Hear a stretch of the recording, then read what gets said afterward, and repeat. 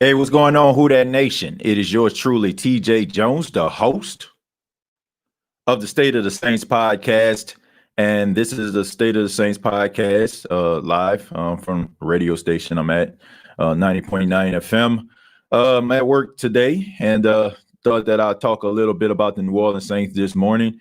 Want to give a special shout out to everybody that's checking out the State of the Saints podcast. And, you know, it's feel funny talking the State of the Saints podcast behind the mic that I actually, do the show.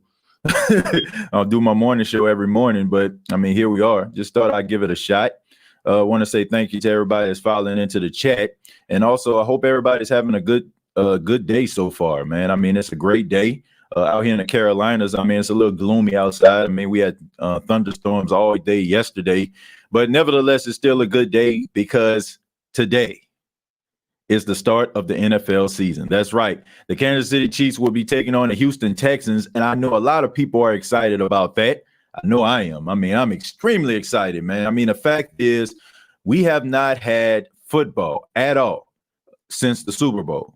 That's the last time we had any type of football. But now the NFL season is here, and now we can start talking trash. It's time for us to go out here and infiltrate some of those groups and start talking mad trash to some of our rival teams. And, you know, this is an exciting time, folks. I know it's a little bit different, especially the fact that the New Orleans Saints won't be playing in the they'll be playing in the Superdome, but they won't have any fans. And that's weird in itself. But I think we all can agree that at least something feels normal, and that is the NFL season. But I want to give a special shout out once again to everybody in the chat. And of course, if you're new to the State of the Saints podcast, we read the chat, we read the comments, and we talk about some of the things that some of the Who Dat Nation want to address. That's how the State of the Saints podcast go. But if you looked at the topic of the show is, should we give up on Marcus Davenport? And I thought that would be a good topic to discuss because Marcus Davenport is one of those guys who a lot of people in the Who Dat Nation have a lot of questions about. You know, yeah, you see a guy with very rare talent. You see a guy that's extremely athletic for a man who is 260, 270 pounds, but he has a history of being injured. And when you have a history of being injured, I mean, no matter how good you are, nobody is going to care how great you are. You know, like John DeShazer said a couple of days ago in the State of the Saints podcast, and I often say here, the best ability is availability. If you are available on the field, then teams can count on you to make plays. But if you're not, then no matter how much talent you possess, nobody cares. I mean, absolutely nobody cares at all. Okay, that that how good you are if you're not on the field. And Marcus Davenport, I mean, he finds himself on the injury report yet again. I know Sean Payton said a couple of days ago, man, if it was week one, he'll be able to play. But still, you know, the fact is you're showing up on the injury report and people are tired of seeing you there. And, you know, I really stuck my neck out this year for Marcus Davenport. So I have an emotional investment in this guy. I want to see him succeed. I want to see Marcus Davenport succeed. I have went out here, I have jumped out of the window, and I have said that Marcus Davenport will have a better season than Jadeveon Clowney. Now, anybody that knows me knows that I don't really make my point of view. I don't address my point of view out of being petty, okay? Anybody that knows, I mean, I didn't even want Jadeveon Clowney in the Saints uniform. I'm actually happy that he didn't show up. And I'm not just saying that Davenport will have a better season just because of that.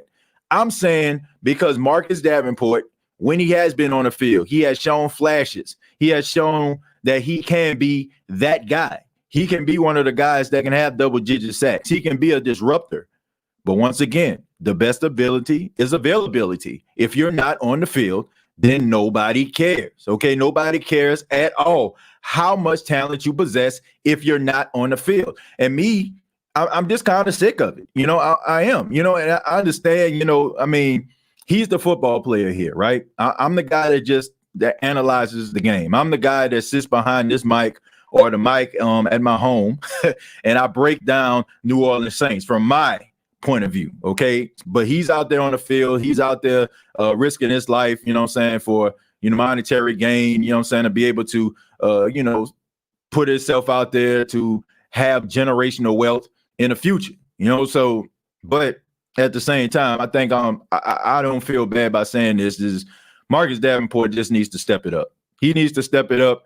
And I don't know what he needs to do. I don't know if he needs to spend a little bit more time in a massage room. I don't know if he just needs to work on some of those little things that have been bothering him over the past couple of years. But it's time to step up, man. You look at somebody like Cam Jordan, he's still playing at a high level. But there's going to come a time where we're not going to be able to depend on Cam Jordan. And Cam Jordan is not going to be the Cam Jordan that we're seeing in his prime. And we're going to need other guys to step up. And right now we're saying Davenport is the guy, and I still believe that he is the guy. But I'm getting kind of sick and tired of watching him be on the injury report, and I'm definitely sick and tired of him limping off of the field. So I mean, we got to do something about that. Hopefully, like, this won't affect him going into week 1. I mean, I know a couple people were on the injury list, didn't practice. Rookie Cesar Ruiz, he was on the list, he didn't practice. And people can say, oh man, it doesn't mean anything. The guys are going to play, but I mean, just psychologically, as a fan, and psychologically for him, you ended up on an injury list is not a good look at all. It's straight up disappointing, and as a fan, I just don't know, we need to figure that out. But let me go ahead and start reading some of the chat here. I see my guy Kimo in here. He says, OG, man, what's going on? We got Jared Poor, the OG of the State of the Saints podcast. We got Kai in the building. We got Odell saying, morning, TJ. What's going on, Odell? Appreciate you stopping by. But let's go ahead and get into some of the questions here. And thank you once again, everybody that's filing in.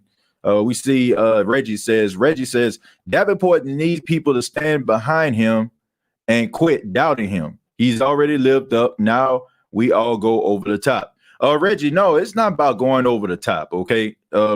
The topic is, should we give up on Marcus Davenport? The reason why is because you have a fair share of members of the Who Dat Nation who are willing to give up on this guy. Now, I'm not one of those people, but I like I said, I will say that I don't want to continuously see him on the injury list, and I know you don't either. I think what you're saying is you want people to give him an opportunity to really, develop and come into his own. I get it. I want the same thing. But I feel like it just feeds the haters. Every time you see him on the injury list, every time, you hear Sean Payton have to vouch for a guy for the last couple of years have not been able to play a 16-game season. So I do want him to succeed. I want him to live out all of the potential that he has. I want him to exceed expectations. But it's hard for me to defend him when I want to, when he's constantly on the injury report. I mean, we got to be real. We got to be 100, folks. We want him to succeed. Well, some of us do. Some of us, we just quick to give up on anybody, I mean, we love players from down to down. First down, we love them. Second down, we hate them. Third down, get them up out of here. But I'm talking about for the people out there that think logically and understands the talent that he possesses and willing to wait. I think that, it kind of makes us look ridiculous sometimes, that we're defending it because, I mean, he's proving us wrong by ending up on the injury report. But, I mean, I still have faith in him. Sergeant AR says, what up, who dat? Dirty Birds in the building. Dirty Birds ain't been in the building for years, my friend. It's been a while since the Dirty Birds been in the building. I need the Dirty Birds to actually do something in order for them to actually be relevant. The fact is, I mean, I get it. Y'all were in the Super Bowl, what, 2015 or something like that, 2016. But besides that, y'all haven't done anything, man. I mean, y'all been a disappointment. Like, real talk. Like, I'm not even just saying that because I don't like Atlanta. Y'all been a disappointment, man. Like, for all the weapons that you all possess, for all the offensive talent that you have, The so-called, great Matt Ryan, a guy that you all consider a future Hall of Famer. I still feel like he needs a couple more years to prove that. I mean, he has been a league MVP. I guess you can say that. But the fact is you have arguably the greatest wide receiver to ever play the game in Julio Jones, and you have a really good, respectable number 2 in Calvin Ridley. And then you also have so many other great players that were on your team. And the fact that you all haven't been to the playoffs in the last, 3 years, it's time for you all to step up, man. So even though y'all in a building right here, you're representing Sergeant. I mean, y'all haven't been in the building for the last 3 years, man. So hopefully y'all can get it together. I think you all are going to be much improved from last year. But at the end of the day, y'all haven't been in the building in a while, my friend. I'm just being 100. Sean Payton's play calling better be on point. The Bucks are talking mad trash. Brandon, look, I can care less what a Buccaneers fan has to say to me. Okay, I can care less. The Buccaneers fans are so irrelevant to me because you're actually jumping off the cliff, dancing, poking your tongue out, blowing raspberries, doing all that crap. And I mean, your team hasn't done anything in a decade. You have not made the playoffs in over a decade. You guys are bragging and boasting about a guy who had the majority of his success in another team's uniform. That is the most pathetic thing I have ever seen in my entire life. That's like you bragging about what your new girlfriend did to her ex-boyfriend. You know what I'm saying? Like, oh man, she used to hold him down. She used to make sure that he was taken care of. Like, who does that? Okay. What has he done for you? What has he done for you? What has Tom Brady done for you?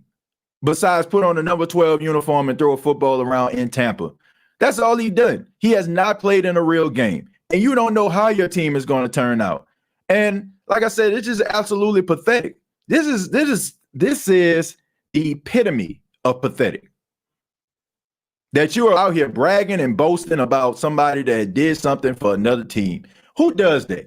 But like I said, that goes to show you how pathetic their fan base is. Tampa, to me, look, I'm not saying that they won't have a better season. I mean, I'm pretty sure that they will. But just pump the brakes because half of you wasn't jumping in these groups and you definitely weren't infiltrating some of these NFC South groups when Jameis Winston was throwing multi-interceptions. Okay, I know he played for the Saints now, but it is what it is. You wasn't infiltrating these groups when you had Josh Freeman as your quarterback and he didn't live up to expectations. You wasn't jumping into these groups when you were changing offensive coordinators like a guy changes his underwear. So don't act all big and bold now that you have the New England Patriots light, that you got Gronk and Tom Brady, and now all of a sudden you feel like you are relevant. Like, knock it off. We're not playing Madden here. I say that often. We are not playing Madden. Now, if your team comes out and you're 13-3 or 14-2, okay, good. Congratulations to you. Give these guys a cookie. I mean, they had a good season. But right now, you guys are living off of what guys did in another team's uniform. You do not brag about what your current girlfriend did for her ex-boyfriend, okay? You're the man. She's supposed to be doing that for you, okay? What has she done for you? What has Tom Brady done for you? He hasn't won those 6 Super Bowls in your uniform, right? So you're looking pathetic right now, Tampa. I'm just being real with you, okay? Look, if Drew Brees had, you know what I'm saying, if he came from like San Diego, right? And let's just say Drew Brees, I mean, he was coming off a really good season. Let's just say that was the best Drew Brees had to offer. And I'm like, oh, yeah, Drew Brees coming to New Orleans. But he did absolutely nothing. I would look like the biggest idiot on this side of the Mississippi. Tampa, wait for the guy to do something. Wait for your team to do something. Do you know how the NFL season is? Do I need to tell you about the so-called dream team that they had out in Philadelphia? You remember when they had Vince Young and they had Michael Vick and then they had Nnamdi Asomugha, and then they had all this different talent and stuff like that, and they called themselves the Dream Team. Ask Philly, did they make the playoffs that year? Ask them. I guarantee you they'll tell you they did not make the playoffs. So pump the brakes, okay? We don't know what your team is going to be. On Madden, I'll be nervous. In real life, not so much, okay? Pump the brakes. Pump the brakes. Troll says, where was this talk when they had Mike Glennon? Absolutely. There was no talk, Troll. You know why? Because they're a bunch of grandstanders, okay? Look, I had the same energy when the Saints had Billy Joe Hobart and Billy Joe Tolliver as quarterback, okay? As trash as they were and as confident as I was that they would actually lose, I still was a Saints fan. I still was repping the black and gold. I still had my Saints shirt on. I didn't have the hats at the time because, I mean, man, I grew up, I'm saying, like in the night war. My mom, I'm saying, she did the best she can, but I wasn't able to go to Foot Locker, Foot Action, and get those hats. But I used to have my Saints shirt and stuff like that, and used to rep hard. You know what I'm saying? That's the type of energy that I'm talking about. Look, I have zero respect. I have zero respect for anybody that's a grandstander, okay? Anybody that's a bandwagon hopper, I don't have any respect for that, okay? Like, I feel like you are determined, you are determined by how you are in the bad times, okay? How you're perceived in the bad times is how I feel like I want to evaluate you in the good times. So if Mike Glennon was on your team and you were still repping the Buccaneers, I can respect you. Okay. I can respect you for coming and having the same energy. Okay. Because Tom Brady is here. I can respect your enthusiasm, but I'm talking about the people. I'm not a Tampa Bay fan. I'm a Tom Brady fan. Like, man, go sit down somewhere. You know what I'm saying? Knock it off. Okay. Knock it off. Where was this energy when Mike Glennon was the quarterback? Where was this energy when Josh Freeman was the quarterback? Somebody please tell me. Somebody please tell me, where was all this energy? I mean, what was that? Sperano? You know what I'm saying? I mean, when he was the coach. I mean, what was the energy? What was the energy when Dirk Cutter was your coach? Lovie Smith, as much as I like Lovie. What was that energy then? It was nowhere to be found. And we gotta stop this, man. We gotta stop this stuff. We gotta start holding these bandwagon hoppers accountable. Okay, it's to a point where people don't even feel bad that they jumping on a bandwagon. Where they do that at? Huh? If I'm jumping on a bandwagon, I feel too embarrassed. I would hope that nobody can go back and do what a lot of people do on Twitter. Go back 10 years and see what I did. Okay, might be repping a different team. Might have completely different energy. So knock it off, Tampa fans. Not the real fans. The real fans, y'all got the right to be happy. But those I never seen before, and the fan that got on the blood red Tampa Bay uniform. I'm talking about the blood red jersey. I'm talking about the one that hasn't even been through a rinse cycle yet. Go sit down somewhere, okay? The Baddest Sports Show said the funny thing is Tom Brady has not won a Super Bowl without Bill Belichick. This is not the Patriots and their defense. Man, shouts out to Everett, man. Man, shouts out to the Baddest Sports Show. Shouts out to my guy, man, my favorite truck driver. Man, shouts out to you, brother. I mean, but you have to you hit the nail on the head here, man. The question has got to be asked, can Tom Brady win a Super Bowl without Bill Belichick and vice versa? And, he doesn't have Bill Belichick to, game plan from week to week, to strategize from week to week. Bruce Arians, as good as a coach that he is and a good guy, he can really coach some offense. He is not Bill Belichick. Bill Belichick is arguably, well, not to me, but he is arguably one of the greatest coaches of all time. And when you become the greatest coach of all time, it's hard for you to be replicated. So we're going to see. And a lot of people probably say, well, we'll never really know because Tom Brady is 43 years old. They gave themselves some wiggle room, right? They gave themselves enough wiggle room where they can actually jump out a window and yet find a little way to get, to get out of the situation that they're in. Okay. They put a nail out there just in case they fall, it can stop the fall. Okay, because they can always lean on, he's 43 years old. Oh, if he was in his 30s, then we would have a real true Tom Brady. Tampa would be a contender. They left themselves some room, But being a former communications major as I am, a communicologist, as my former professor, Dr. Mark G. Henderson would say, a communicologist, I can kind of see through the nonsense. Now, I know I'm not the most, astute, person when it comes to communications, but at the end of the day, I know when somebody is blowing smoke on my behind. I know, okay, and I can tell you, They blowing smoke, okay? They're trying to hype him up, and if he doesn't pan out, then they're gonna try to find a way to get out of it. Falcon rise up for life. Couldn't tackle Marshawn Lynch, couldn't even stop Stephon Diggs, and y'all still could have won that championship game after the flag, but y'all didn't because y'all defense sucked. Our defense better than the Falcons' defense. Okay, and y'all shouldn't talk about anything, about nothing in the playoffs, okay? When the whole entire world sees that you guys gave up a 25-point lead late, going into the third quarter, into the fourth, you shouldn't say anything to me. Don't talk to me about defense. Don't talk to me about, you know what I'm saying, like, my team suck. Y'all, like, the Falcons just beat the Saints for the first time this past season since December of 2017, okay? So I know what y'all going to do, right? We start going back and forth. Y'all start bringing up that overall record. What's going to happen when the Saints beat you guys out of 4 out of the last 5 times? Or if we have like 6 matchups or something like that, the Saints win out. Then y'all won't have that to the rest on, right? Y'all won't have that. I mean, look, man, I'm not here to go back and forth with Falcon fans because it's ridiculous. Like, you all don't even have the fan base. You guys don't have the loyalty. You guys don't have the support. Most of your fans are fair weather. I mean, most people that live in Atlanta are not even from there. Like, give me a break. People from New Orleans, man, we rep New Orleans hard. I left New Orleans when I was 19 years old. I'm 34 right now, and I still rep New Orleans. I'm still repping Montague Street. You know what I'm saying? I'm still repping George Washington Carver High School. I'm still repping Gentilly. You know what I'm saying? I'm still repping the Franklin to the Broad. You get what I'm saying? The RTA, for those that don't know what I'm talking about, the bus system. I'm still repping it. You Falcon fans, you guys love at a distance, okay? As long as the team is doing good, because your energy, when you all beat the Saints this past season, I didn't see that energy during the season, okay? But you want to jump into groups because that's what you do. You're grandstanders. You're not real true fans.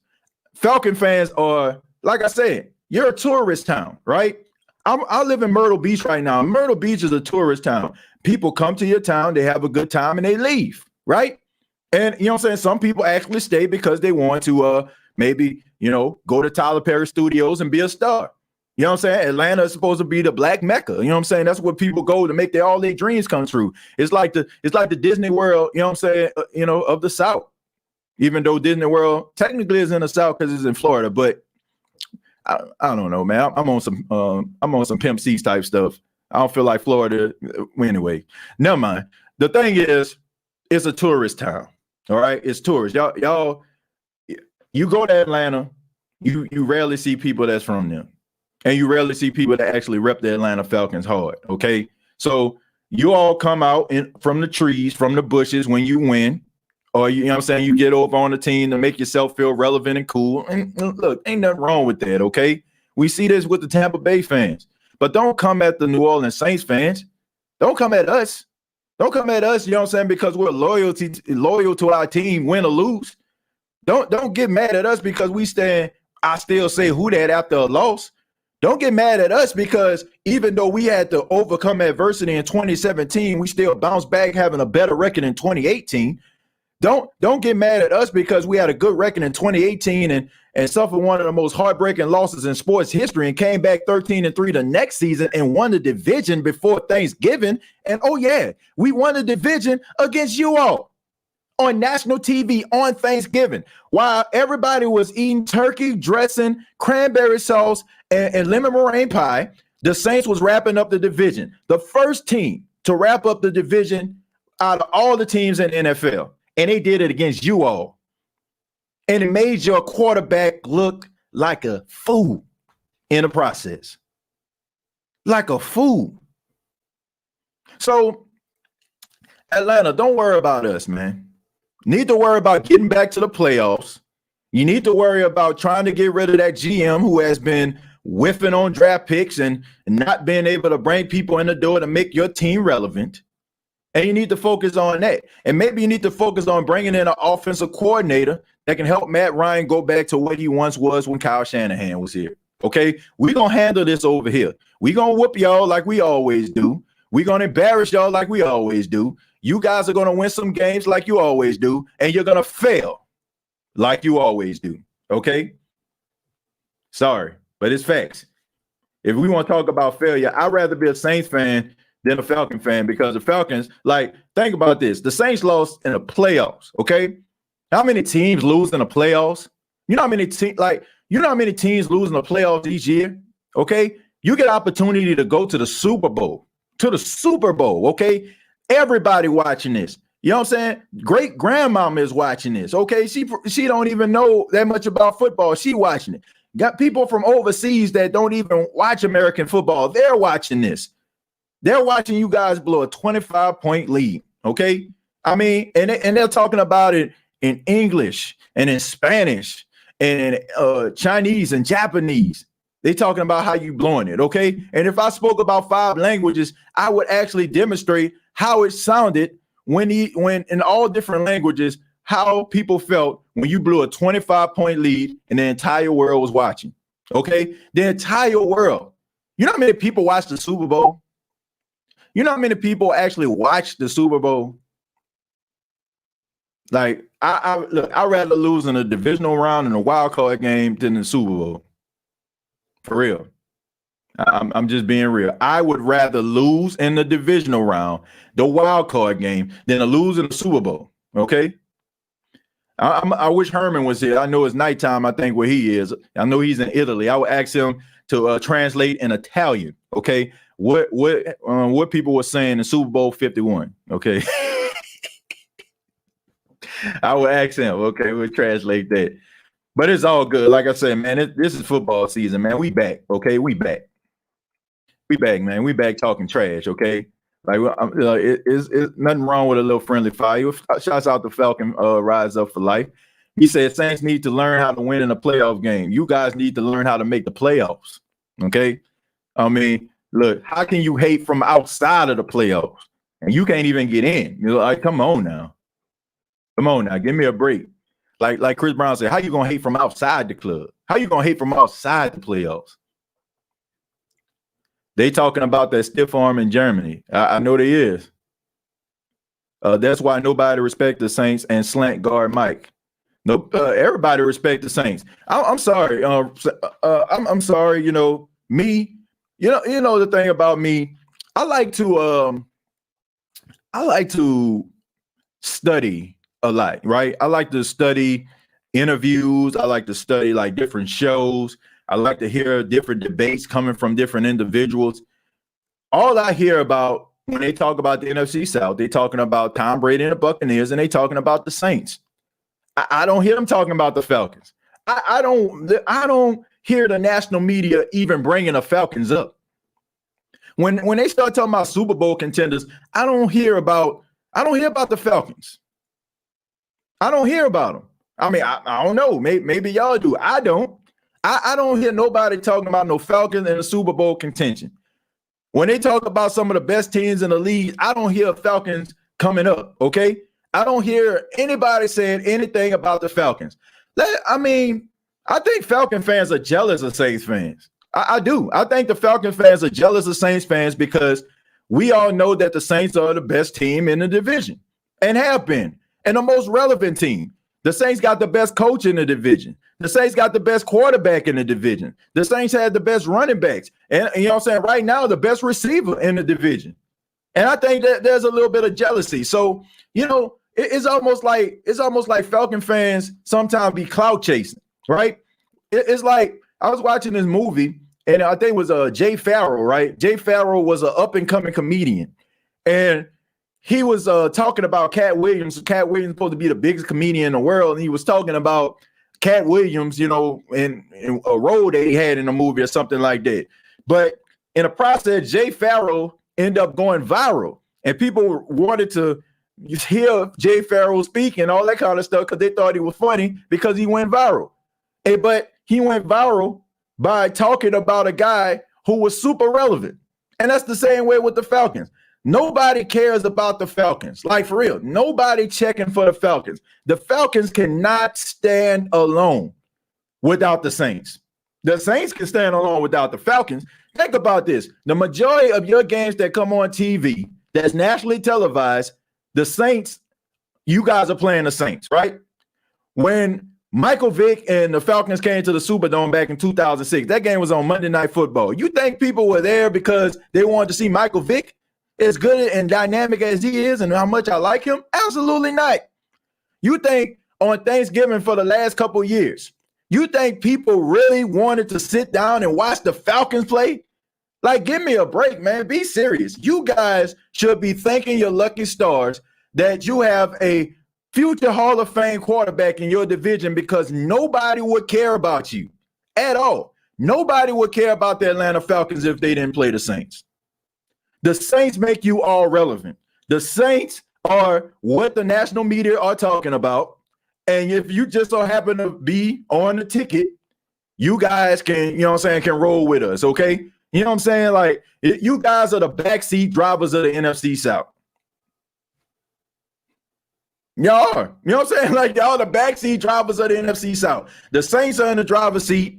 You can put Tampa up in there, Carolina, take your pick. And then you got Atlanta always in the backseat leeching off the success of the New Orleans Saints. Nobody even, come on, man, give me a break. Who's sitting up here talking about Falcons except for Falcon fans and Falcon podcasts, okay? We just brought somebody up here. Somebody just mentioned Kay Adams, who's on Good Morning Football on NFL Network, okay? I mean, we got Steve Weish up in this thing, you know what I'm saying, on the State of the Saints podcast, who's at the Saints games mostly every week. I mean, come on, give me a break. Like, what are we talking about here? Thank your lucky stars. And I know y'all are hoping and praying that this is Drew Brees' last season, but you might want to continue, because if Drew Brees was to retire, then what else would y'all be able to hold on to? I mean, honestly, what would y'all be able to leech on to? Y'all should be thankful, man. Nobody wouldn't even know nobody wouldn't even know anything about the Falcons if they didn't play the Saints. Man, I'm from Louisiana and I live in Atlanta, but they hate everything from Louisiana. Man, they can hate all day, but they should be happy. I mean, honestly, they should be happy. They should be happy. Nobody would be, I'm telling you, I'm not even saying this out of spite. Nobody would care about the Atlanta Falcons if they didn't play the Saints. That's when things are high profile. That's when they get their most attention, is when they play the Saints. Am I wrong? I mean, most of the games that come on NBC, Sunday Night Football, man, do you think that they're really there to watch Matt Ryan? Come on, man. I got respect for Matt Ryan, but ain't nobody there to see him. Ain't nobody coming to see you, Otis. Okay, ain't nobody coming to see no Otis Williams. Okay, they came to see David Ruffin. You know what I'm saying? That's what they came here to see. You know what I'm saying? They ain't come here to see no Matt Ryan. Seriously, knock it off. Let's get back to this. How many stadiums that Atlanta, Georgia invested in without the football team's success? Fulton County Stadium and Georgia Dome copy, and the name of the Louisiana Superdome Mercedes-Benz Stadium. Laughing. Look, man, that's just good money moves, okay? Okay, I mean, I ain't mad at that, okay? I'm a capitalist myself. I like making money. I like making that cheddar, that Skrilla. You know what I'm saying? But at the end of the day, I'm just saying they would not be as relevant as they are without the New Orleans Saints. The rivalry between Drew Brees and New Orleans Saints and Atlanta Falcons have been on the shoulders and the back of Sean Payton and Drew Brees. I'm just being honest, man.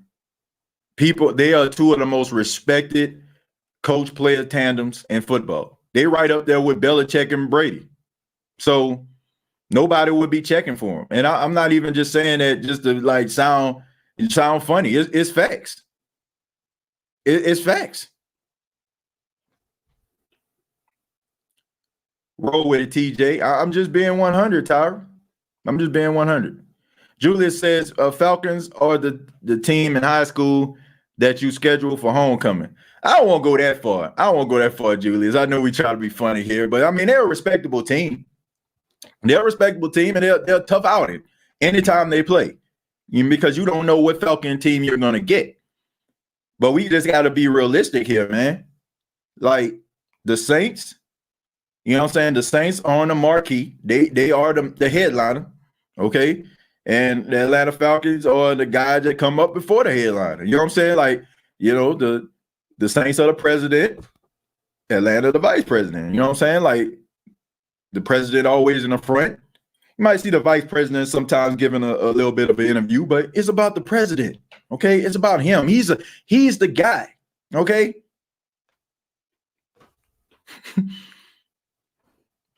Oh man, I just had to make Falcon fans a little bit upset today. Bro, that is cold, man. It's the truth. It's the truth, Tro. It's the truth, man. Like, for real. Like, we just gotta stop. Playing ourselves. I'm the one selling the records. They coming to see me. Otis, they coming to see the Falcons. Ain't nobody coming to see you, Atlanta.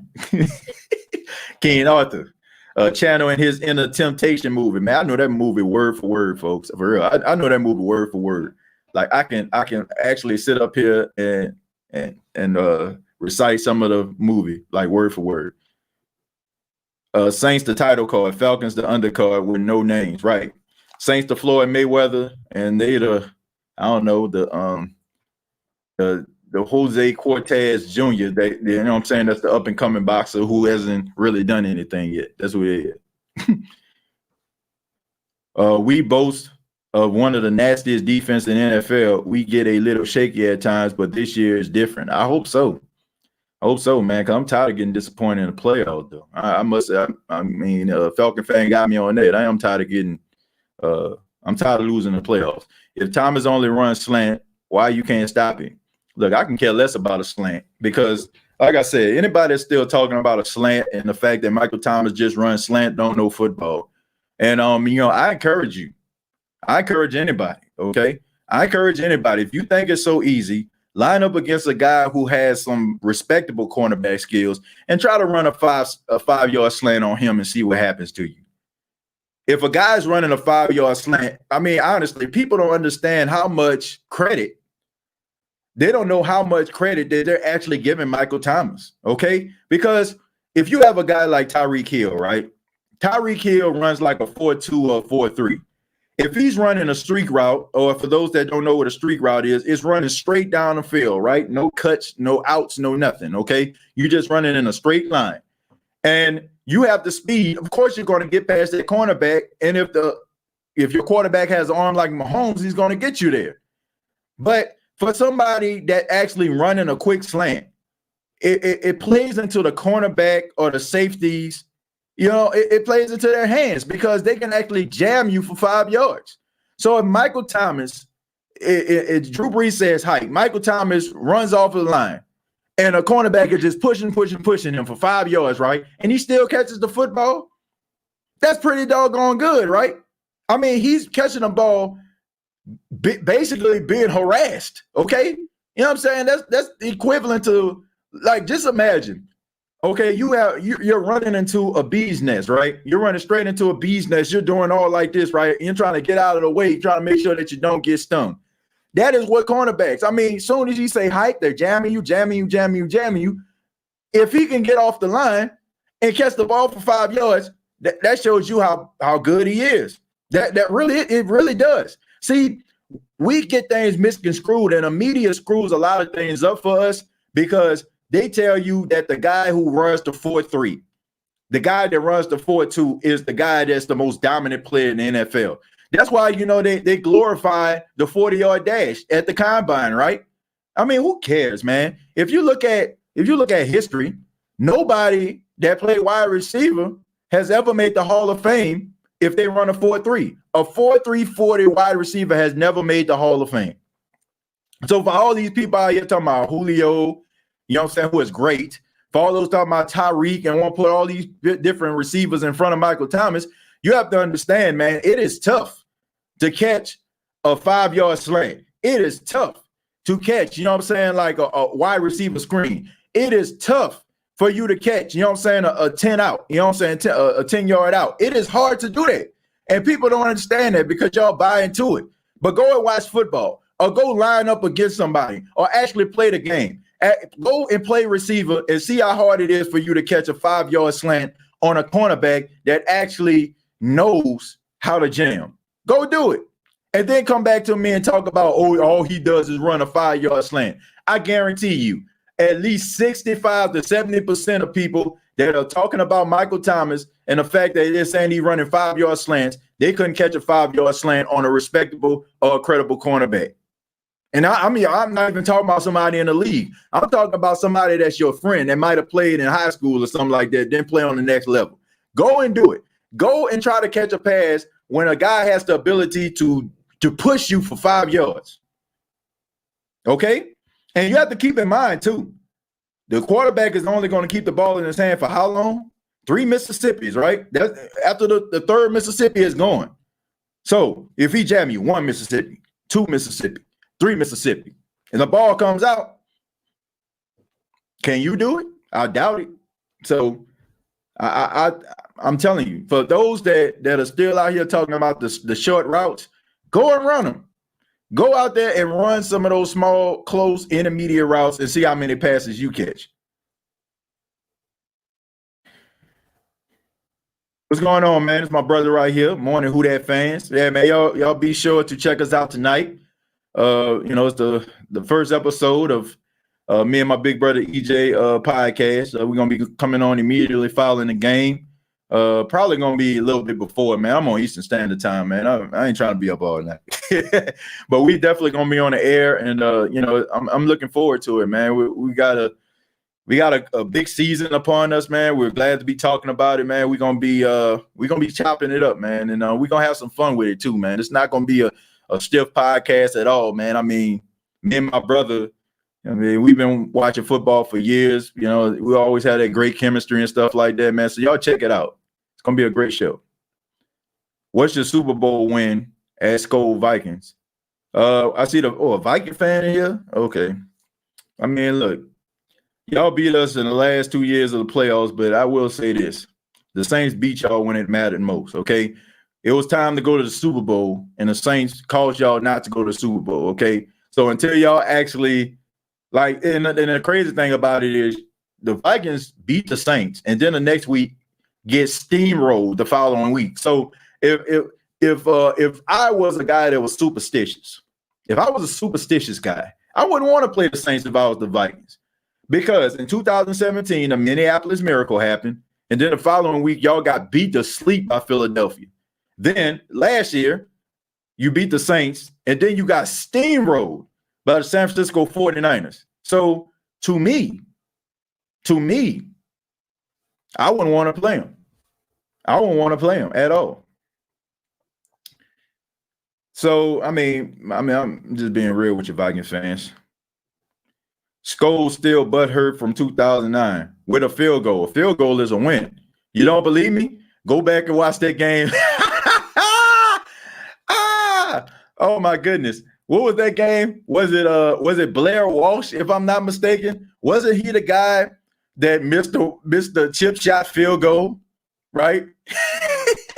And so while you're up here bragging about, oh, it's just a field goal, go ask your guy Walsh how he shanked that field goal out there in Minnesota and cost you guys, what was that, an L, right? Didn't they lose? If I'm not mistaken, didn't they lose in the playoff to the yeah, they did. They lost in the playoffs by a chip shot field goal, right? So field goal means a lot, a whole lot, right? Yeah, we killed Favre. So what? You mad, bro? I just like how he said it's just a field goal. Skol Viking fan, y'all actually lost. Like it caught just a chip shot field goal cost y'all a shot to move on into the playoffs. Ain't that something right there? That's crazy. Adrian Peterson still one of the best running backs in NFL history. I agree with you on that one. You ain't gonna get an argument from me with that. Skol, that's why I know you're not valid about your team. Y'all beat us to left punishment by the Niners in the next week. Yeah, man. Like I said, if I was the Vikings, I wouldn't want to play the Saints in the playoffs. Whoever y'all play the following week, y'all always get steamrolled. Y'all defense was fraud. Nah, defense wasn't fraud. Defense wasn't fraud. Y'all defense was actually fraud because then y'all get like, man, I think, if I'm not mistaken, I think Jimmy Garoppolo only threw the ball 10 times in the second half. Okay. There was a time where the San Francisco 49ers ran 8 straight running plays on you all. I mean, and scored a touchdown. If we want to talk about frauds, please. I mean, please. You don't look no further than that. Okay. Like, I like how the Minnesota Vikings are talking about, like, I like how the Minnesota Vikings are coming into like the chat saying, oh, we beat y'all. But what did y'all do afterwards? Y'all did absolutely nothing. You know, y'all beat the Saints. It's always like the last minute thing. And honestly, I don't even think the games would be close if Sean Payton and Mike Zimmer didn't have the relationship they had. They're best friends. They were on Bill Parcells' coaching staff for years. It was Sean Payton's offense going up against Mike Zimmer's defense. So there's that interesting chemistry. It's almost similar to the Atlanta Falcons playing against the 49ers, right? The Falcons beat the 49ers last season, but you can say Dan Quinn was going up against Kyle Shanahan's offense when Kyle Shanahan was the offensive coordinator in Atlanta all those years. So he understood his tendencies. So it's not the fact that Minnesota just has this outstanding team and they're just leaps and bounds better than the Saints. It's the fact that these two guys know each other. They're best friends, okay? You're not going to know anybody better than your best friends. So, I mean, what did you all do the following week? Getting steamrolled by Philly. Getting steamrolled by the 49ers. So, what do you have to show for it? Nothing. And if you're a historian and you love that the Minnesota Vikings, the Minnesota Vikings, I mean, they have a history of choking in the playoffs, okay? If we don't talk about the Saints choking, I mean, look no further than, I mean, come on, man. You had Alan Page. You had Jim Marshall, right? You guys had the Purple People Eaters back in the day, right? One of the greatest defenses of all time and still couldn't make the Super Bowl. Had arguably one of the best quarterbacks of the 70s in Fran Tarkenton and still couldn't make the playoffs. I mean, still can go to the Super Bowl, right? So, I don't know, man. Like, I know it's easy for us to start talking about things that are going on right now, but, you know, I mean, sometimes we have to understand, like, the overall body of work. Now, I just don't know, man. I just think that sometimes, like, if we go back and we look at some of the things, you know, that we hold near and dear to us, sometimes if we say something and we maybe, you know, just reflect, we'll realize how ridiculous it sounds. I am ready for us to beat Tom Brady. Who that nation? Shout out to DJ. ATL don't have no rings. Nah, they don't. They don't have no Super Bowls. That must be torture for you. Cry says, Scholes, stay out of the rearview mirror. Reliving stuff from 5-10 years ago ain't healthy. Like I said, man, I wouldn't want to play the Saints if I was the Vikings. They win, but the next week they get steamrolled. Well, you seen the Rams game. We cried because it happened to the Saints. If it happened to your team and got screwed out of the Super Bowl, trust me, you would be mad as hell too. I agree, you know. And the crazy thing about it, EJ, the crazy thing about it is they know that the Saints got screwed, but they don't care because it makes their argument relevant, right? They got to keep that narrative. Oh, they screw up. They blew it. They blew it. They blew it. They got to keep that alive, right? But anybody can tell you that the Saints got robbed, okay? And you can go up here, you can laugh among your friends and stuff like that if it makes you feel good.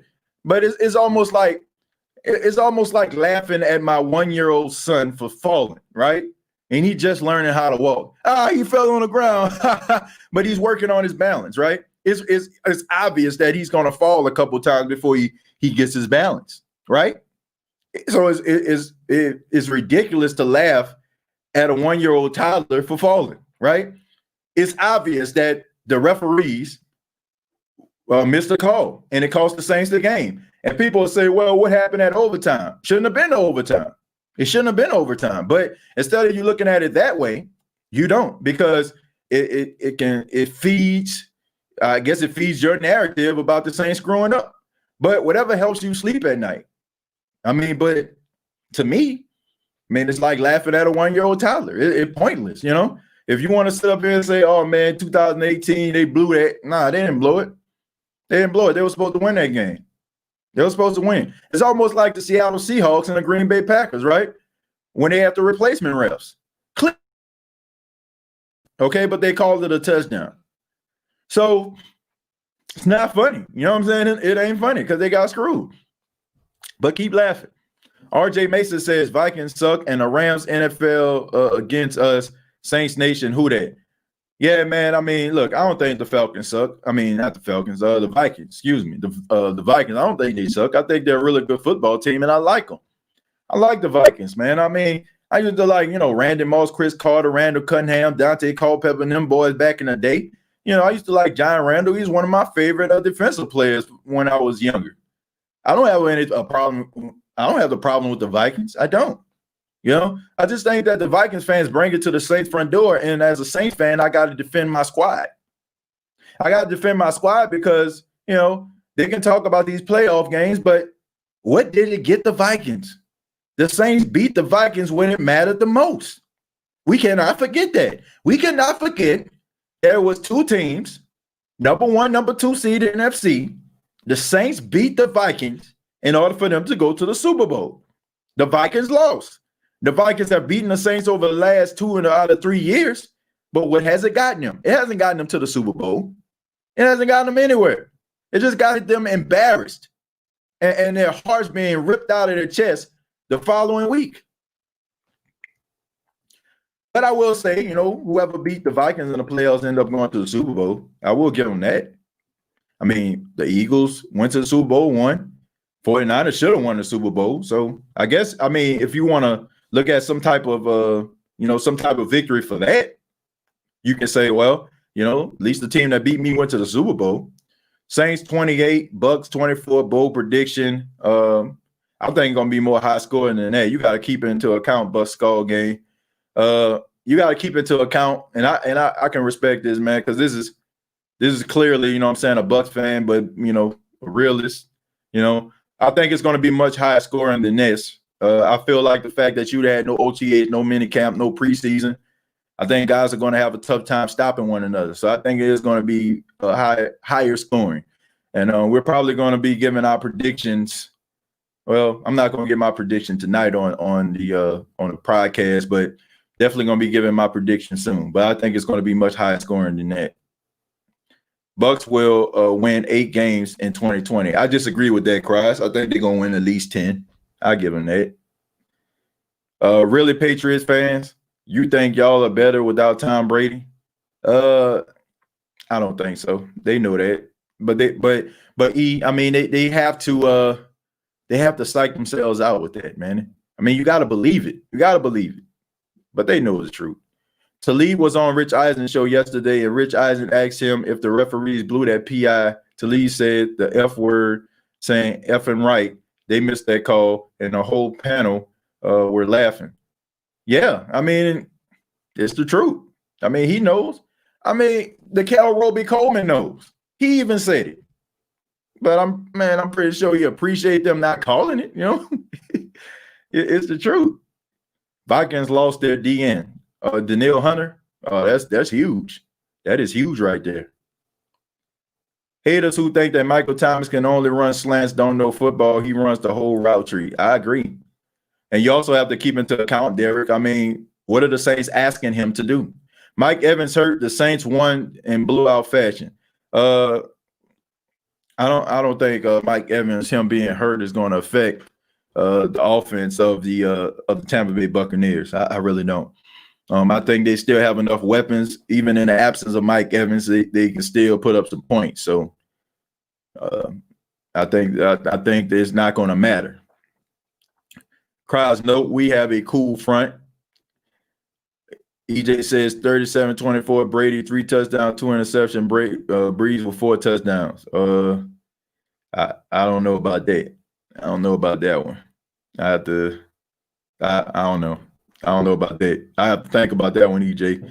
Saints have edge because no Mike Evans. I think people underestimating Chris Godwin. I think they're underestimating that the other slot receiver everybody's talking about. I think people are underestimating the rookie out of Minnesota that's a part of the team. I think people are underestimating O.J. Howard. I think people underestimating Gronk. You know, I mean, they still got weapons. You know what I'm saying? And then you got to think about Brate, a very underrated tight end who I feel like can emerge. I mean, he was one of those guys that was like Jameis Winston's utility blanket last season. So despite the fact that Mike Evans could possibly not play, that still does not mean that they don't have a full arsenal. And you got to count for Leonard Fournette, who caught 73 catches out of the backfield for the Jacksonville Jaguars. So he has that dynamic. And you got Shady McCoy. So let's not pretend like, oh, no Mike Evans. Like, come on, man. Mike Evans didn't even lead his team in yards last season or catches, if I'm not mistaken. It was Chris Godwin. So Chris Godwin is the guy that's slowly starting to emerge as being one of the guys that teams really have to look out for. Yeah, Scotty Miller. Thank you. Thank you, Bucks. Bucks Gold Gang. Yeah, Tyler Johnson. Yeah, Tyler Johnson, man, somebody I really like. I like that kid, man, out of Minnesota. University of Minnesota, man, had one of the best wide receiver groups. And now they have a guy, man, to me, I think he's going to be the Belinda Cough Award winner. And he was a sophomore last year. That guy is good. Like, I can't think of his name right now, but I would not be surprised if he don't win a Belinda Cough Award or something like that. I don't know if they're doing awards this year, but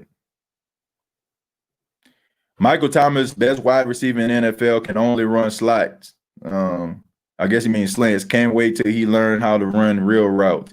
Steve Williams, that ain't true. You know, he runs more routes than that. I don't think people understand. Like, if we're sitting up here and we're talking about Drew Brees' arm strength, and we're talking about how Drew Brees throws the football, he doesn't have the arm strength anymore. How do you expect for him to run nines, right? For nines, I mean streak routes. That means straight up straight up the field. How do you expect for him to run deep post routes? What's the point of running deep post routes when you got a quarterback that's not comfortable throwing the ball down the field and doesn't have the arm strength? How are you going to do that? Like, reality, man. How are you going to paint a house white if you got blue paint? Please tell me. How are you going to do that? If you got blue paint, how are you going to paint a house white? How do you expect Michael Thomas to run all these different routes that Julio runs or Tyreek Hill runs if he doesn't have the quarterback that can get him the ball down the field? Okay? But if I would just want to pitch an argument, I can completely negate what you guys are talking about. I can negate the fact that when Taysom Hill threw the ball down the field against the Minnesota Vikings, it was a 55-yard catch to Michael Thomas, right? Michael Thomas had to get separation and get behind the defense in order for him to catch that ball. Right or wrong? Okay? I mean, when Taysom Hill, no, not Taysom Hill, I think it was Teddy Bridgewater, if I'm not mistaken, threw him the ball and he caught the ball, you know what I'm saying, on the sidelines. That was a 32-yard gain. He had to get down the field in order for him to catch that ball. When Taysom Hill threw him the ball for like 30 yards, right? He had to get behind the defense in order to catch that. It seems like to me what the Saints are asking him to do are the short intermediate routes. So all of a sudden, everybody just automatically thinks, oh, that's all he can run. But you have to keep into account the quarterback strength. His quarterback strength is playing within the first 20 yards. So, of course, he's going to run routes that caters to the quarterback. That would be absolutely ridiculous. Why are you running 9 routes when you know for a fact that your quarterback is not going to be able to get you the ball? That would be absolutely ridiculous. So, for anybody that's saying that Michael Thomas only runs those routes, you're right and you're wrong. You have to ask yourself, why is he running these routes? Is it because he can't run anything else? Or is he not required to run anything else? I'm just saying. Pat, you below Cajun sausage. All right, let's keep it PG in here. He catches 40 to 50 yarders. Yeah, when somebody can give him the ball. Michael Thomas is Reggie Wayne. The dude is a route running genius. Yep. Less than 30% of his catches were slants. These dudes literally don't watch Saints football or do their homework. That's because that's what the national media tells you. And like I said, what's the point of you running street routes if your quarterback is not going to get you the ball? Like, what are you trying to do? Work on your cardio? I guess that's what you're doing, right? You're working on your cardio because you're not going to get the football. You sweating to the oldies with Richard Simmons. That's all you doing because your quarterback is not going to get you the football. Chemistry will be important, especially during the coronavirus season. The Bucs are essentially a new team with new parts and haven't all played together. You need chemistry to and luck to win. Yeah, it's going to take them some time, but when they do, man, they're going to be dangerous. He the best receiver in the league. Yep, according to stats, he is. Analytics. Deontay will get one on Sunday. He's a legit threat. Ernest says, TJ, my bad. Nah, it's all good, man. I just know if I see my mom in the chat, and if my mom in the chat, I'm pretty sure that my niece and nephews around, man. We try to keep it as PG. You know what I'm saying? We can turn up at night because I think they sleep. You know what I'm saying? I might let a little something go, but not during the day, man. You know, I gotta keep it PG, man. Especially if we got these sponsors in here and stuff like that. I don't want them to think I lost my mind. Chad says he can run slants because they can't stop it. So why change it? I mean, I wouldn't. I think Breeze will throw more deep passes this year. I'm not saying he's going to be Mahomes, but he'll turn back the clock. Well, he already said he ain't got nothing to lose. He said, man, I'm about to let it all hang out. He said that in the press conference yesterday. So I actually like that attitude, okay? I mean, you only live once, YOLO, as they say. I don't know if they say it no more. I haven't heard anybody say it in a while. But anyway, he said that he's going to lay it all on the line. And you should, you know, especially if this is your last season. Why not? If that's all he does, stop him. What does that say about your defense? Yep. What does it say about defense when you know that he's the guy that's going to get the ball the majority of the time and you can't stop him? That's a real question. And why, you know what I'm saying? Like you said, why you can't stop a guy that only runs 5-yard slants? Put a linebacker right there, right? You know what I'm saying? And knock him off his block. But you can't. It's sad when you have undercover Saints haters. They're not undercover. They're in full effect. And I appreciate them. I'm glad they're here. You know, they bring an interesting dynamic to the show. I mean, this show is taking a complete 360. You know what I'm saying? Like, I mean, 180 or 360, whatever you say. You know what I'm saying? Like, I just feel like they make it fun. I mean, we were supposed to be talking about Davenport, you know, and are you giving up on them? But we end up talking about every other team. But that just shows us that football is here. Hey, TJ, who will win MVP this year? If they have a better record and they make the playoffs, I'll say Christian McCaffrey. Christian McCaffrey would be my first pick. If they don't make the playoffs, which a lot of people think that the Carolina Panthers won't, then I will have to say Patrick Mahomes will win again. Saints podcast, do you think Bucks are doing smoke screen? No, I don't. I don't. If you're talking about Mike Evans, no, I don't. I don't think it's strategic. I think he's really hurt. Dwayne Uptown, East Algiers, you heard me? Yeah. Man, shouts out to him.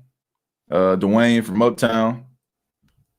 Let me see. TJ, you watching the game tonight? Who you got? I got the Texans in that game. I know that the Kansas City Chiefs are supposed to be Super Bowl champions and stuff like that, but I mean, man, you got Deshaun Watson got that new contract, and I know that Brandon Cook's dealing with a quad injury. I don't know if he's playing or not. Probably won't. But I'm interested to see that, man. I mean, this isn't one of those games where last season I know that Houston got blew out in the playoffs, but for a good little minute, man, that crowd was quiet in Arrowhead because the Texans were winning. So I'm gonna go with Deshaun Watson, man. I like Deshaun Watson. Happy for him. Glad he got his cheddar. I'm mad that Bill O'Brien got rid of his best target, okay, and didn't even replace him. But I got to roll with Deshaun Watson, man. That's my guy. TJ, I literally watched a film of this dude. He route running is crisp, precise, and he has extremely violent hands. I don't care what part of the tree he runs, he's a bully and can't stop him. Yeah, King Arthur. I mean, Sean Payton said it himself. Sean Payton said his rookie season, he got in front of Michael Thomas, and he was like helping him on the hand drills. And when the quarterback said hike, he said Michael Thomas moved his hands out the way so violently he thought he broke his finger. He said I said I'd never do that again, and he didn't. The dude is violent off of the ball. If you don't believe what I'm saying or what Keen Arthur is saying, go check it out. See, we pay attention. Oh, the guy got separation. I encourage people to look at when the quarterback says hike, because that's where the real action is. We see guys get in front of guys or behind guys, but we don't know why. Go and watch the footage, and go watch Michael Thomas, and go watch some of his footwork and his hands. And you tell me if this guy not a beast, okay? But we don't pay attention to those things, but we need to. One person picked the Saints to beat the Chiefs in the Super Bowl. That was Kay Adams. Kay Adams did that, I think. Kay Adams, she always going hard for the Saints on Good Morning Football. Hopefully we can get on the show one day. So what's your analysis on Marcus Davenport? If he starts with an injury, nowhere to go but up. And I don't think Houston will win tonight, but they should cover the 9.5-point spread. Mercy. Yeah, that's one heck of a spread. Look, I think this is going to be an exciting game, folks. I mean, I just think that all teams are going to struggle. I mean, you don't have any preseason. You know, around week 1, week 2, teams always struggle with tackling. So this is going to be one of those games where I feel like, you know, it's going to look like guys have Orville Redenbacher butter on their jerseys. You know what I'm saying? Because guys going to be slipping off left and right. You know what I'm saying? But, you know, but as far as Davenport, you know, my take on Davenport is I'm not ready to give up on him. I just feel like it just feeds the haters that he's starting on the injury list. You know, people like, oh, man, the Saints gave up a first-round pick for this dude, bro. Man, he ain't out here doing nothing, bro. He ain't balling out, man. I told y'all he a bust, bro. He ain't going to do nothing, man. We should have got Clowney. I mean, it kind of feeds into those type of people. You know what I'm saying? So, I mean, but as for me, you know, I still think the guy needs a chance. You know, I think the guy is going to grow and develop. I see a lot of great things coming out of Davenport. If he can stay healthy, I think he'll be all right. But like I said, it only just feeds the haters. The haters love when Davenport is hurt, so they can say, man, you know, man, what Trey Henderson got? Man, Carl Granderson, man, I think we can get him. Well, Cameron Wake, ain't he still out there? You know, it feeds those type of people. But I'm not giving up on him. TJ, people understands that their level of perception, no matter how many facts you have, if they don't understand the art of route running and hand footwork and technique, it won't matter what we say. I mean, look, people gonna believe what they want to believe, okay? That's just what it is.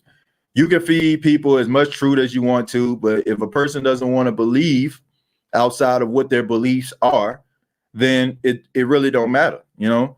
I mean, if you're a Falcon fan, you don't want to hear how good Michael Thomas' feet are or his hand movements are. You don't want to hear that. You like the fact that you can just feed, oh, he only runs short routes. You know, he only runs short routes. That's what you want to hear, right? You know, I mean, that's the society we live in, King Arthur. We love to hear what we want to hear. Why do you think if you're like into politics and stuff like that, if you're, you know, mostly towards the right, you tune into Fox News, or if you're, you know, liberal and you're towards the left, you go tune into CNN, because we love to hear what we like to hear, right? So we can go out here and we can feed them as much truth as we want. But, I mean, if you're a Falcon fan, who cares, right? Who cares? All I know is I want Julio Jones to be the best until he retires. So how do I make him a best? La, la, la, la, la, la, la, I'm not listening. Michael Thomas do what? La, la, la, la, la, I'm not listening. That's what you do. That's what you do, man. You know, so it don't matter. I mean, I feel like if a person has their own beliefs, their true beliefs, is like, don't waste your time trying to prove them wrong, because they're not going to admit it. It's not the world we live in, King Arthur. We don't live in a world where people can just concede and say, yeah, you know what, you're right, bro. You're right.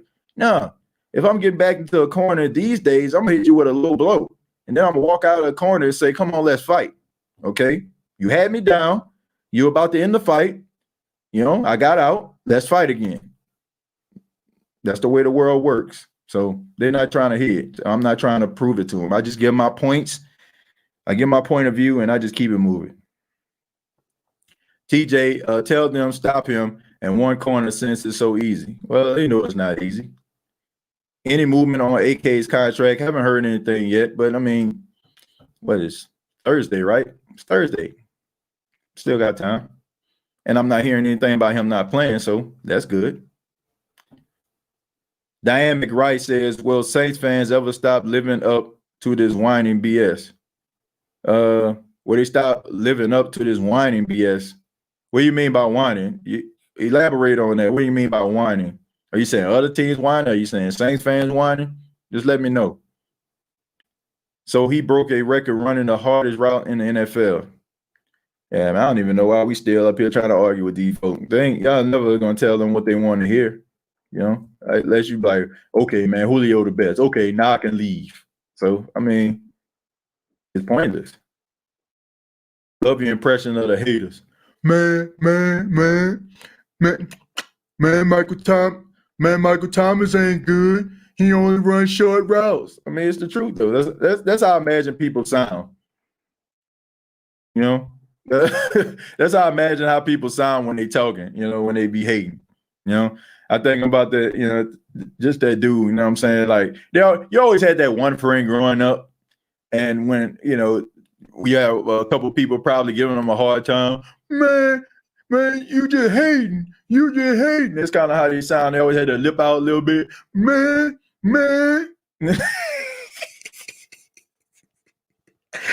Oh man, I mean, it's the truth, man. Like, everybody had a friend like that. Everybody had a friend when, let's just say about 5 of y'all, right? Y'all probably played basketball, football in the street. Y'all know how it go.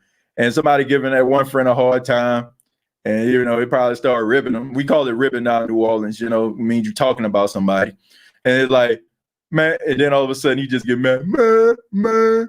And he'll take his ball or something like that and go home, right? Like he don't want. It just so happened the dude that get clowned is his football that we throwing around, or it's his basketball that we using. You know what I'm saying? man, forget y'all, bro. Man, y'all just hating. My boy go home. So I mean. It's always that way, man. So that's why always when I do impressions, that's the first thing that pops into my mind. I'm gonna read a few more, man. I'm gonna get up out of here. It says some people ain't even worth talking to. Their football IQ is low. I assume that's what you're saying. That's the truth. Some people just don't know, and some people just, like I said, they just want to be right. Official Young Nola is laughing. Trevor says he's laughing too. When you go back and think about the greatest teams from 2006 to now, Saints will always be in the conversation. Yeah, man. I was talking with Jari Evans yesterday. If y'all haven't seen that, interview, what I'm saying, check it out, man. I was talking to him, and he was just talking about how he felt like, when they went to the Super Bowl, well, in 2006, when his rookie season, they went to the NFC Championship game. And he was like, man, I thought we was going to go to the Super Bowl every year.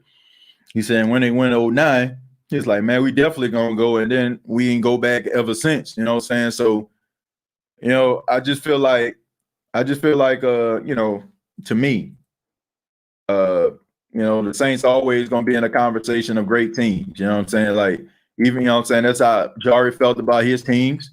And that's how the NFL thinks about them. So, if you know what route a receiver going to run and you can't stop him, you need a new defense. Don't blame the receiver. Do your thing, Michael Thomas. Yeah, I agree.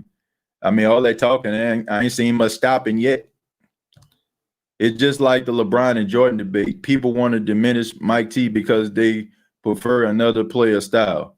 Yeah, I mean, but to me, I just feel like Michael Jordan was just better. But I will say this.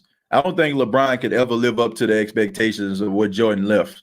You know what I'm saying? He just can't. Like, Jordan, man, bruh, do you know how universal a name like Michael is? Like, if you can transcend under the name Michael, like, you done something, right? When you think about it, if you think about the name Michael, you think about two people. You think about Michael Jackson and Michael Jordan, right? Now, if you want to talk about Mike, you think about Mike Tyson. You don't call him Mike Jordan. You don't even call him Michael Jackson. You don't even call him Mike. You know what I'm saying? But you would think about those three guys, right? So that's the way I look at it. You know what I'm saying? Like, I just think, well, LeBron is a great player. I think he's great, but he will never live up to the expectations of Michael Jordan. Michael Jordan has football players wearing basketball shoes, okay? Even though they turn them into cleats. Let's just be real. They're basketball shoes. When you got guys wearing your shoes in a completely different sport you played, my goodness. Like you made it, my friend. LeBron have a long way to go, you know. But as far as on the court, I mean, he's incredible. I can't knock him for that. And Julius says, what they're going to do now that they can't double team Mike. I have no idea. I have absolutely no idea. And the last one of the day comes from Ernest, says the Saints will play instinctively because of no tape of this new offensive weapons Tampa Bay have. I just hope they don't overrun the plays. Well, I mean, we'll never know until it happens, man. But I'm pretty sure that the Saints are going to be prepared. It's going to be a tough game. To me, it's going to be a high-scoring game. I think that you're going to be seeing a lot of mistakes out there from both teams. But nevertheless, football is back, and I know everybody here is excited about it. But I want to say thank you very much for tuning in to the State of the Saints podcast. Be sure to check out the State of the Saints podcast live every single time. You know, I mean, I try to do it, and I try to do this show at least 6 days out of the week, okay? And be sure to check it out live, you know what I'm saying, if you can. If you can't, then subscribe to the YouTube channel, youtube.com, search The State of the Saints Podcast, facebook.com, search The State of the Saints Podcast, the audio podcast that we're really trying to push, folks. I cannot stress this enough. Please subscribe to the audio podcast, no matter if you're using Apple Podcasts, if you're using iTunes, Spotify, iHeart, Anchor FM.